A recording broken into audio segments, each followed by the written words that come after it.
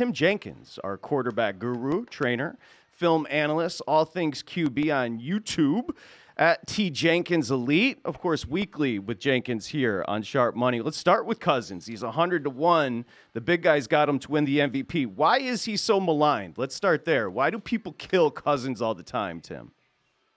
I just think because he's just a dad, right? I think we don't like his flannel swag. No, I think like he's one of those players that it's not exciting all the time, right? He makes a lot of boring plays, but boring football is sometimes super effective football from the quarterback position. I think Minnesota's issues obviously aren't him, right? I think they have issues on defense or the team in general. So to me, I think Kirk's one of those guys that's really boring football.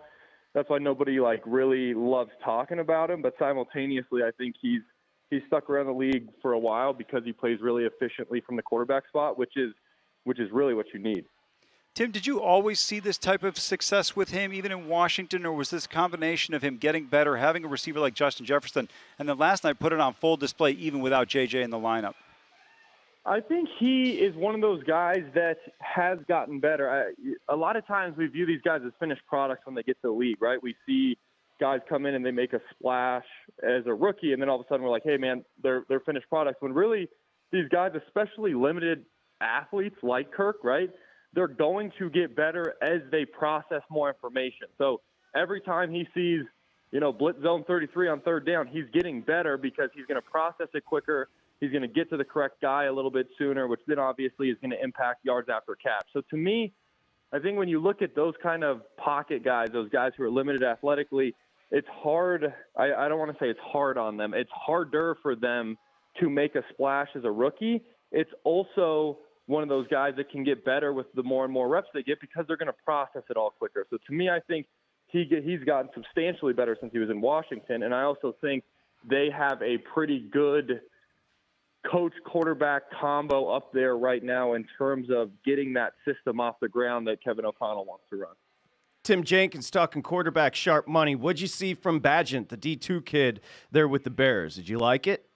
Yeah, I'm a D2 guy, right? So to me, it's like, you got a little soft spot in the heart. I think for him, they tried to set him up as best they could. They threw a ton of the smoke screens to DJ Moore, Mooney.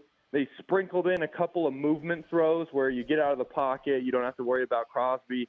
I think he did a really effective job. What's most exciting about him, though, and this is where you normally see these rookies struggle, is he had a ton of can run checks. So, when you see the quarterback touch his helmet and he yells can, or sometimes you see him slice at their throat and they yell kill, kill, all they're doing is changing from one run play to another, right? So we have 50 OP, like an open side zone, and we're going to kill it, and we're going to run a strong side zone or something like that. He had probably 10 of those, which is exciting to see because they trust him to do it, right? The fact that he could get them in and out of the right run play shows that those coaches trust him doing that. I also think, Foreman, you saw it in his stat line, right, where all of a sudden he runs for a ton of yards, and a lot of that comes from we're getting him into the right run look. So I think that was the most impressive aspect of his start. Obviously, the Chicago Bears winning is a big deal, too. I think he earned another start. I don't think I'm ready to fully, quit on field and go with Tyson, but I do think he earned another start from playing as effectively as he did in his first start. Tim, when you look at the Philadelphia Eagles, they're still off to a great start. Jalen Hurts is playing well, but his interception numbers are up, and it seems like some of the accuracy has kind of dropped off a little bit compared to last year. Is there anything particular mechanically or something that you're seeing out of him that isn't as efficient or as good as was last year? He's just too tired from the tush push, right? I think no, man. I don't know. I think the Eagles. I think Jalen's a good quarterback. I think he's efficient. I don't think what they did last season is replicatable from the pass game. I think it's going to have ebbs and flows because they rely on the deep shot so much, right? They rely on those 50-50 balls to A.J. Brown, or they rely on those, deep overs and deep posts from Smith. So to me, when you rely on some of those plays, it's harder to then always, be accurate or always, hey, we're always going to get these looks, because those are the kind of things that defense can take away. Now, obviously, they're still off to a super hot start, right? So it's hard for me to really criticize them. I just think we can't. I don't know. They're one of those teams that they're at the top of the standings, but I don't know how great I feel about them because I just feel like they're 3 50-50 balls away from not being as good as they are. And then you also look at some stuff that, you know, when they played Miami, where you kind of look at Miami and you go, man, you hate to criticize the refs, but you feel like, shoot, that felt like some super impactful plays weren't called. And then when you get there, it's how often can those kind of things happen? So I don't know. I'm not as high on the Eagles as maybe some people. You do have to recognize the fact that they're winning a lot of ball games. But I just think what they do offensively is hard to replicate from an accuracy standpoint for a quarterback. Tim Jenkins, quarterback guru. While you may be biased because you did train Mr. Walker, PJ, there in Cleveland, can he keep it going? I mean, we don't know the injury status on Watson. Where are you at with your boy PJ?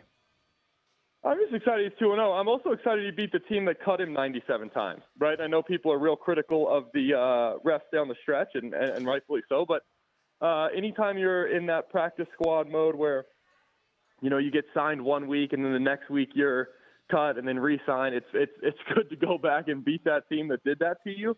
But, you know, PJ, listen, he's a gambler with the football, man. He threw a cover 2 hole shot that was a big-time throw. A lot of guys probably shy away from it. No one's ever watched PJ play and then walked away and been like, that wasn't exciting, right? Whether it was good or bad. PJ's doing his thing, though, and he's 2-0. And I think, listen, I mean, the Browns are 2-0 with him. I think it's hard to turn away from somebody that you paid $235 million to, but I also don't think Deshaun looks healthy when you watch him, you know, in his throws against the Colts before he got pulled. It seems like he might be battling a little bit of a shoulder that we might need to take more serious. Tim, we got about 30 seconds. Lamar Jackson, should we expect what we saw to him on Sunday, or was that a bit of an aberration? Detroit had a flat game, and he just played his A game.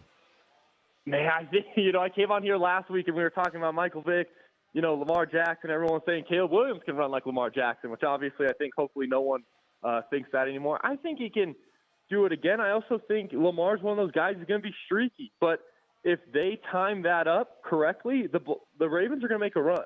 And it's just a matter of what their quarterback's playing like. I'm a fan of Lamar. I think he can keep it rolling. Obviously, probably not the production level against the Lions, but I do think he can keep it rolling this season.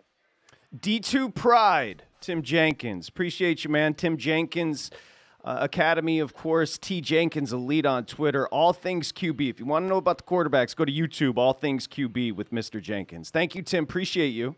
Go to VSiN.com/subscribe to become a VSiN Pro subscriber today.